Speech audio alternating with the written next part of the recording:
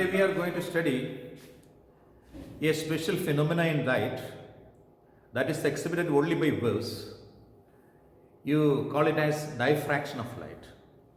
So remember, diffraction is the best proof that shows light is a form of waves. Actually, all kinds of waves can show the property of diffraction. Even longitudinal waves also can show the property of diffraction. In sound waves also we can see diffraction. Sound waves it is very easily observed, but in the case of light, diffraction is not easily observed, because for diffraction to occur, the size of the obstacle must be smaller in size. This is a phenomenon actually happening when light move past a sharp obstacle or an opening, what you call it as aperture. There is a bending property of light. So what I said, when light move past a sharp obstacle or an opening we call it as aperture, there is a tendency of spreading light on all sides, and this phenomenon is called diffraction. So I told you one thing that earlier, what is that? For diffraction to occur in the case of light, the obstacle or the aperture must be very, very small. The width of the aperture or the opening must be of the order of wavelength of light. That is why I told you that it is very difficult to observe in the case of light, but it is very easy to observe in the case of sound. So all kinds of waves show this property called diffraction of light. So it is so in the case of light, the size of the obstacle must be of the order of 10 raised to minus 6. But in the case of sound, it can be of a bigger size. Suppose that I am standing here, on the adjacent room, a band is going on, some song and other things are going on the other side. We can hear the song here because this that sound wave can come and move around the obstacles of this door and all, and it can reach our ears and can hear it. But this cannot take place in the case of light. So light, the obstacle, the bending property can be shown by light when the obstacle is very, very sharp. That means of the order of 10 raised to minus 6. The sharpness of the obstacle or the width of the opening must be of the order of wavelength of light. That is more or less equal to or approximately equal to 10 raised to minus 6 meter. So here the figure shows how diffraction takes place. A plane wavefront is made to fall on a slit, right? Slit means a small opening. How the light is spreading on all sides that you can see. This is another example how diffraction takes place when light is falling on a disc or a ball. So when light falls on a disc or a ball, you see that the light is bending and reaching at this point. So at the central point of the screen, there will be a sharp image. Sharp image means all the light which is falling at these edges bends at this particular point, and they will interfere constructively. Therefore, a sharp image is formed. That means on around this sharp image, a shadow will be seen. Shadow of the obstacle will be seen, and beyond the shadow we can see dark and bright fringes. That means dark and bright rings can be seen. It is very interesting to see. To observe this image is very, very interesting. So diffraction takes place at sharp edges and also at small openings. Small openings we will call it by a terminology called slit in this case. So there are two kinds of diffraction seen. One is Fraunhofer diffraction and the other is called Fresnel diffraction. In Fraunhofer diffraction and Fresnel diffraction, both are single slit diffraction. In single slit diffraction, you see that light is made to fall on a single slit. So this is actually a case of interference only. But in the case of interference, what you have seen, there were two sources. These sources we called as coherent sources. But in this case, there are no two separate sources. We are actually making a plane wavefront is made to fall on a slit, and from the two different parts of the same wavefront, light emerges and advances the same medium. At a particular point, they meet such a way that sometimes they will meet in phase, and sometimes the two waves emerging from the two different parts of the same wavefront at a particular point on screen meet out of phase. If they meet in phase, that point will be a bright point. If they meet out of phase, that point will be a dark point. So this is also a special case of superposition, or we can say that a special case of interference of light. But in this case, the interference takes place due to light, what you call secondary wavelets from two different parts of the same wavefront advance in the medium and meet at a point. And if they satisfy the condition of constructive interference, that point of meeting will be a bright point, or if they meet out of phase, that point will be a dark point. So two kinds of diffraction we can see. One is called a Fraunhofer diffraction. So in Fraunhofer diffraction, there will be a slit, there will be a source of light. The source of light is supposed to be at a very long distance away from the slit. That means infinite distance away from the slit. So infinite distance away from the slit, it is very difficult to keep. So what we do is that we will keep a slit and a bit away from that a source is kept. In between the slit and the source there is a convex lens is kept. Alright, the distance between the source and the convex lens is so adjusted that the source is exactly at the focus of the convex lens. Then light after refraction through the convex lens goes parallel. Parallel rays means plane wavefront we are getting. So actually in Fraunhofer diffraction, we expect a plane wavefront is incident on the slit. Then from different for the same slit falling on the different parts of the same wavefront falling on the slit, light advances and travels in the same medium and meet at a point on the screen. This diffraction pattern can be seen. This is called diffraction. Fraunhofer diffraction. Next is called Fresnel diffraction. In Fresnel diffraction, the very simple thing, we are not using the light source quite away from that. That's the light source is kept very near to the slit. So it is very difficult to explain. That is why in this point of time, I am not explaining what is called a Fresnel diffraction. We are interested in explaining Fraunhofer diffraction only. So diffraction is a special kind of interference of light that I already told you. So all these things. One thing is that the fringes obtained that's on the screen. You will see that when these waves from two different parts of the slit travel the same medium and meet on the screen, you will see that alternate dark and bright fringes can be seen. Just like in the case what we have seen in what is called interference of light. Such a pattern you will get here also, but there is a notable difference because here the central fringe, that is central point of the screen, the pattern obtained or the fringe obtained will be always bright, because from every part, any different part of the same wavefront, when light reaches the central point, the path difference is equal to 0. So the light from different parts of the same wavefront, as they reach at the center with the 0 phase difference or path difference, all these radiations or these waves will meet in phase. So central point will be always a bright point. This is called a central maxima, or sometimes it is called a 0th order maxima. And on either side of the central maxima, alternate dark and bright fringes of what you call varying intensities can be seen. So you must remember in the case of interference.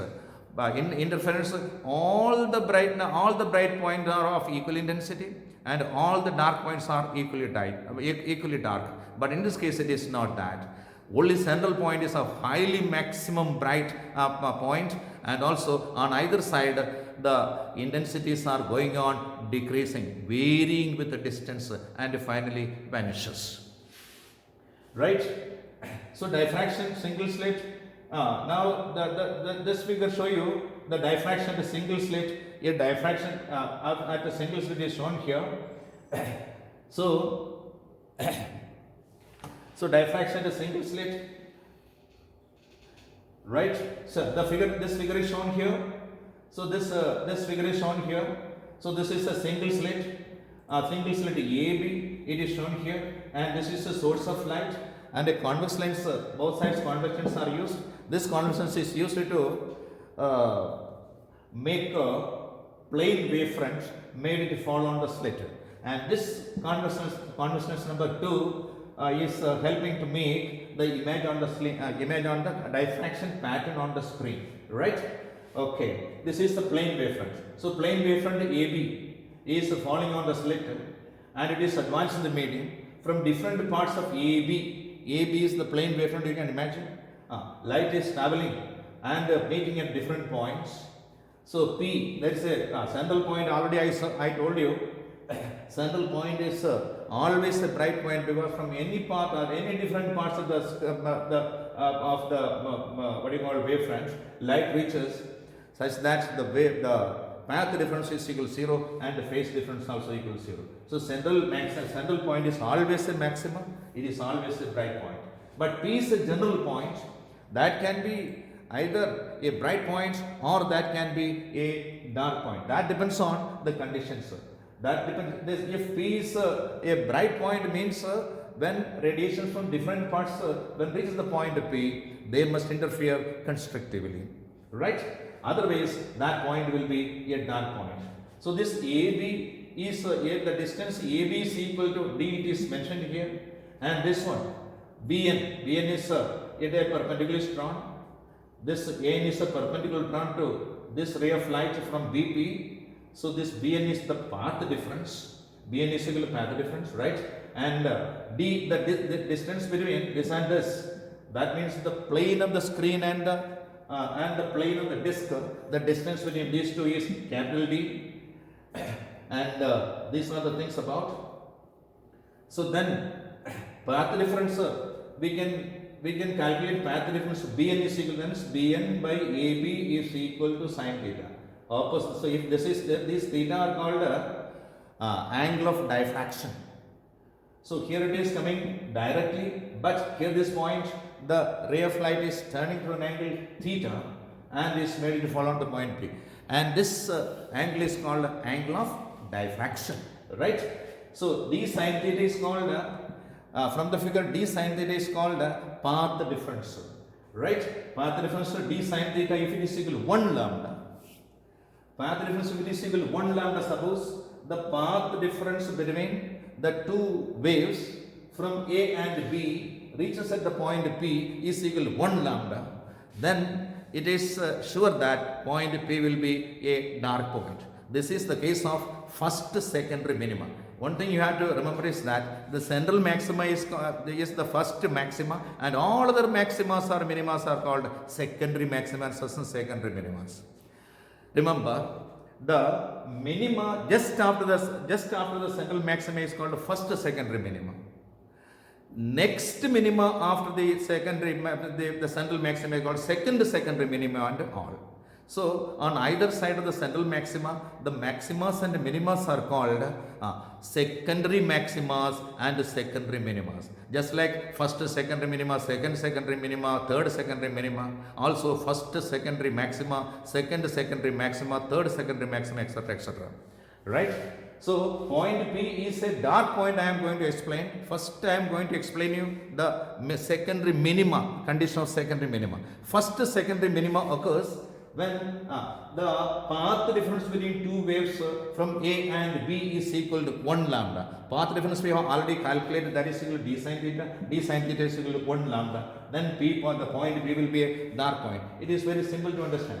So between A and B, the path difference is equal to 1 lambda. So let us imagine that the whole wavefront, that is plane wavefront, can be divided into two parts. One is this part, other is this part. The whole is equal to 1 lambda. If it is divided, this much is lambda by 2, this much also lambda by 2. From these two parts of the same wavefront, when light reaches at this point, that is equal to 1 lambda. Sorry, lambda by 2. Lambda by 2 is a case of when path difference between two waves reaching at a point is equal to 1 lambda by 2 or odd number multiples of lambda by 2, then these two waves will interfere destructively. Therefore, the point P will be a dark point. Second case.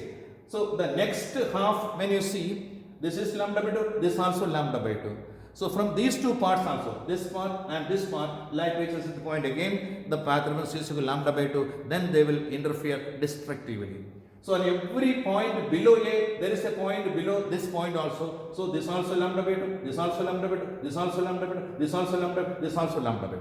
Right? All these points, this lambda by 2, this lambda by 2, this lambda by 2, this lambda by 2, this lambda by 2, this lambda by 2. So many conditions of lambda by 2 between the two waves reaching at the point P. So the point P will be a dark point because the two waves from A and this first part and second part are reaching at the point such that path difference is equal to lambda by 2. One more point you have to remember is that between these 2 points A and B, the end point A and B, the path difference is equal to 1 lambda. 1 lambda means 2 lambda by 2. That means even number multiples of lambda by 2. Then surely, the waves from A and B, the extreme points A and B, the waves travel and reach at the point that is equal to 2 lambda by 2. That is the case of constructive interference. So we have seen that we have divided the wavefront in 2 equal parts. First part lambda by 2, second lambda by 2. But extreme points you will see that when reaches at the point P, they will interfere constructively. So at the point P, more destructive interference and few constructive interference also take place. That is why the secondary minimas are not so very highly dark. That means they are not intense dark, because at the place where a destructive interference takes place and some constructive interference also takes place at that point. So for first secondary minima, the condition is what? D sin theta is equal to 1 lambda. Or d sin theta 1 is equal to 1 lambda. Second secondary minima, d sin theta 2 is equal to 2 lambda, you will write. When 2 lambda condition is condition is to be explained, then you have to remember that this whole wavefront is divided into 4 equal parts, and every part the plane wavefront, this is one part, this is another 2, and this is 3, and this is 4. This is lambda by 2, this is lambda by 2, 1 lambda. This is 3 lambda by 2, this is 4 lambda by 2. 4 lambda by 2 is equal to 2 lambda. So the whole wavefront can be divided into 4 equal parts. From each part, extreme points, the waves reaching at the point P, they will reach with the path reference is equal to 1 lambda by 2, 1 lambda by 2. This 1 lambda by 2, this 1 lambda by 2, this 1 lambda by 2, this 1 lambda by 2. Therefore, at point P, they will interfere destructively, right? Right, but this point 1 lambda constructive, this also 1 lambda constructive. That is why I said that more destructive and less constructive. Therefore, dark points are not very highly dark. So this is the, so etc. D sin theta 2 is equal to D sin theta 2 one has to write. D sin theta 1 you will write, please, right? That's I missed here, and etc. Nth dark fringe is obtained. The condition is D sin theta n is equal to n lambda. Or if sin theta n is, then the angle of diffraction is very less, then sin theta n can be said as equal to d theta n. Therefore, d theta n is equal to n lambda. That is, theta n is equal to n lambda divided by d. This is called angular position of the nth secondary minimum. For first, we will put here 1 and here also 1. That is, theta 1 is equal to simply lambda by 2. So theta 2 is equal to 2 lambda by 2, 2 lambda by d, etc. Am I correct? And also for an approximation we can write, theta is equal to x by d, means angle is equal to arc by radius. For an approximation we can write angle theta is equal to what? Xn divided by d. Xn means position of the secondary minima from the central maxima. So always the distance of the secondary maxima and minimas are obtained from the central maxima. So Xn is the arc and capital D is the distance between the plane of the slit and the plane of the screen. So for an approximation we can write theta n is equal to Xn divided by capital D is equal to n lambda divided by d. So therefore Xn is equal, X means position of the nth secondary minima from the central maxima. That is given by xn is equal to n lambda capital divided by small d. So this is the linear width or linear position of the central maxima. Linear position of the central maxima from the linear position of the nth central minimum. Xn is equal to n lambda capital divided by small d. Right? So the linear width of the central maxima, that is the distance between the two secondary minimas. You will see that between two secondary minimas only the central maxima is there. So that means the first secondary minima on either side is x1 plus x1. x1 plus x1 is equal to 2x1. That is equal to 2 lambda capital divided by small d. That is equal to 2 lambda d capital divided by small d is equal to 2 f lambda by d. Here f is equal to capital D. F is equal to capital 2 f lambda. This d is denoted by f. So sometimes it is denoted by f also. F also, right? Also total angular width of the central maxima is equal to, central maxima means the distance between two minimas. Two first secondary minimas. Theta 1 plus theta 1 is 2 theta 1 is equal to 2 lambda by d. So secondary, next I am going to explain secondary maximas. Secondary maximas, it can be proved that first secondary maxima condition is d sin theta 1. D sin theta 1 means the path difference is equal to 3 lambda divided by 2. That means the path difference between two waves from A and B, if reaches at the point P, is equal to 3 lambda by 2, then the point P will be a bright point. This also can be explained very easily. So point P is the position of the first secondary maxima. First secondary maxima position, d sin theta 1 is equal to 3 lambda by 2. Similarly, 3 lambda, the second secondary maxima, the condition is condition of path difference is d sin theta 2 is equal to 5 lambda divided by 2, etc., etc. The nth secondary maxima, the null condition is d sin theta n is equal to 2n plus 1 lambda by 2. If n is equal to 1, then that is equal to 3 lambda by 2.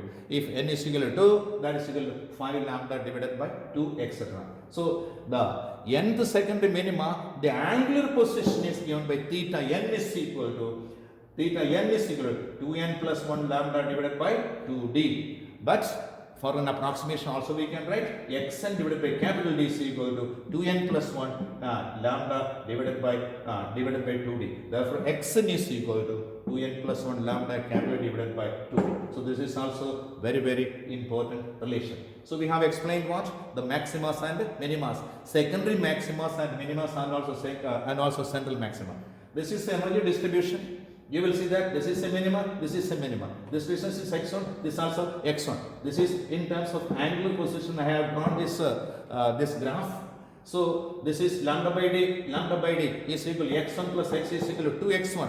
x1 plus x1 is equal to 2x1 is equal to lambda by d plus lambda by d is equal to 2 lambda divided by d. So this is the energy distribution, a graphical representation, and you will see that the central maxima is of maximum intensity, and the other secondary maximas are going on decreasing. This is of maximum. Central maxima is of maximum intensity, and secondary maximas, their intensity goes on decreasing, and finally vanishes. So what I tell you is that central maxima is very bright and also of double width, and the secondary maximas are whose intensity is varying with the distance and finally vanishes. Same is the case with the dark points. Dark points are not equally dark and also not equally wider. So this figure, the final figure, this figure explains the linear width and angular width. So x1 is equal to lambda capital D divided by small d. Already said this is the total linear width. Therefore the total linear width is equal to 2x1. x1 is equal to lambda capital D divided by small d. Total width is equal to 2 lambda capital D divided by small d. So linear width of the central maxima, it is very, very important. So make clear this topic. It is a very important topic, and this is diffraction. What diffraction? Fraunhofer diffraction, single slit explained for central maxima, secondary maximas, and also secondary minimas. Good. Thank you very much.